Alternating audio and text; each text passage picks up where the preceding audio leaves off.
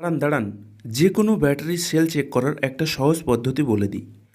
একদম সহজ ট্রিক্স, আপনি ঘরে বসে এটা বিনা খরচে করে ফেলতে পারবেন। যে কোনো সোলার ব্যাটারি, ইনভার্টার ব্যাটারি, কার ব্যাটারি বা ই রিক্সা ব্যাটারি, সব ধরনের ব্যাটারির সেল চেক করতে পারবেন আপনি এই উপায়ে। তো প্রথমে কি করবেন, আপনি একটি মোটা তার নেবেন এবং ওই মোটা তারটিকে আপনি স্ক্রুড্রাইভার বা প্লাজের মাধ্যমে ব্যাটারিটির যে কোনো একটা টার্মিনালে ভালো করে চেপে ধরবেন।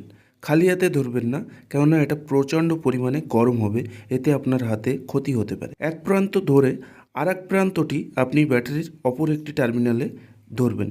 ধরে 2 থেকে 3 সেকেন্ডের মধ্যে দেখবেন আপনার ব্যাটারির জল ফোটা শুরু হয়ে গেছে। তো যে সেলটির জল সবার প্রথমে ফুটবে ওই সেলটি খারাপ, এবং বাকি সেলের জলগুলোও ফুটবে, কিন্তু ওই যে সেলটা খারাপ ওটার তুলনায় অনেক কম ফুটবে।